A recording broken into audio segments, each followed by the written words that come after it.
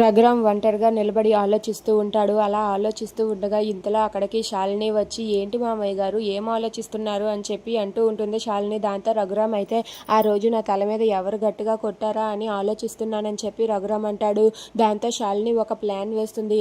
ఏంటి మామయ్య గారు, ఆ రోజు మీ తల మీద గట్టిగా గాయం తగలడం వల్లే కదా మీరు మతి స్థిమితం లేకుండా అన్నీ మర్చిపోయారు. మళ్ళీ ఇంకొకసారి అదే గాయం తగిలితే మీకు మళ్ళీ గతం గుర్తుకు వచ్చేస్తుందేమో అని చెప్పి శాలిని అంటుంది. ఆ మాట విని రఘురామ్ అయితే, అవును అది నిజమేనేమో, గాయం తగిలింది, గతం మర్చిపోయాను, మళ్ళీ గాయం తగిలితే గతం గుర్తుకు వస్తుంది కదా అని చెప్పి అక్కడ ఉన్న రఘురామ్ అయితే టెర్రస్ పైకి వెళ్తాడు. ఇక అది చూసి శాలిని చాలా సంతోషిస్తుంది. మావయ్య గారు ఇప్పుడు అక్కడ నుండి దూకేస్తే చాలా బాగుంటుంది అని చెప్పి శాలిని చాలా ఎగ్జైట్ అవుతూ అక్కడే అలా నిలబడి చూస్తూ ఉంటుంది. ఇక అది చూసి అక్కడ ఉన్న రఘురామ్ అయితే, నేను ఇప్పుడు ఈ టెర్రస్ మీద నుంచి దూకేస్తే నాకు గతం గుర్తుకు వస్తుంది, అప్పుడు నా తల మీద ఎవరు కొట్టారో తెలిసిపోతుంది అని చెప్పి రఘురామ్ అయితే అక్కడ నుంచి దూకేయడానికి సిద్ధంగా ఉంటాడు. అది చూసి శాలిని అయితే చాలా సంతోషిస్తూ ఉంటుంది. మామయ్య గారు త్వరగా దూకేయండి అని చెప్పి తనే మనసులో అనుకుంటూ ఉంటుంది.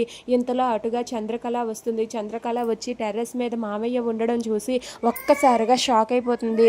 దాంతో అక్కడ ఉన్న రఘురామ్ అయితే ఇలా దూకైపోతూ ఉంటాడు. ఇంతలో చంద్రకళ అది చూసి పరిగెత్తుకుంటూ వచ్చి మామయ్య అని చెప్పి గట్టిగా అరుస్తుంది. ఇక దాంతో అక్కడ ఉన్న రఘురామ్ అయితే ఆగిపోయి చంద్ర వైపు చూస్తాడు. ఇక చంద్ర అయితే, ఏంటి మామయ్య ఇది, ఇక్కడి నుండి ఎందుకు దూకాలనుకుంటున్నారు అని చెప్పి ఇంట్లో అందరినీ పిలిపించి అందరి ముందు రఘురామ్ని చంద్రకళ అడుగుతూ ఉంటుంది. దాంతో అక్కడ ఉన్న రఘురామ్ అయితే అక్కడ అలా నిలబడి ఉంటాడు. అది చూసి జగదీశ్వరి, విరాట్ వీళ్ళందరూ కూడా కంగారు పడుతూ ఉంటారు. ఇంతలో జగదీశ్వరి అయితే, ఏంటండి ఇది, మీరు టెర్రస్ పైకి ఎందుకు వెళ్ళారు అని చెప్పి అక్కడ ఉన్న జగదీశ్వరి రఘురామ్ని అడుగుతూ ఉంటుంది. ఆ మాట వినగానే రఘురామ్ అయితే, నేను అక్కడికి ఎందుకు వెళ్ళానో తెలుసా, నా తల మీద పెద్ద గాయం తగలడం వల్లే కదా నేను గతాన్ని మర్చిపోయాను, అలాగే మళ్ళీ ఇప్పుడు పైనుండి కిందకు దూకేస్తే ఆ గతం గుర్తుకు వస్తుందేమో అని నా ఆలోచన, అందుకే నేను అక్కడి నుండి దూకేయాలను అని చెప్పి రఘురామ్ అంటాడు. ఆ మాట వినగానే అక్కడ ఉన్న చంద్రకళ, విరాట్, జగదీశ్వరి, క్రాంతి వీళ్ళందరూ కూడా ఒక్కసారిగా షాక్ అయిపోతారు. ఎంత పని అయింది అని చెప్పి అక్కడ ఉన్న జగదీశ్వరి ఒక్కసారిగా షాక్ అయిపోయి అలా ఉండిపోతుంది. ఇక అక్కడ ఉన్న శాలిని అయితే చాలా కంగారు పడుతూ ఉంటుంది. ఇప్పుడు నా పేరు చెప్పేస్తాడా ఏంటా అని చెప్పి చాలా టెన్షన్ పడుతూ ఉంటే ఇంతలో అక్కడ ఉన్న క్రాంతి అయితే, నీకు ఈ ఆలోచన చెప్పింది ఎవరు నాన్న అని చెప్పి అంటూ ఉంటాడు.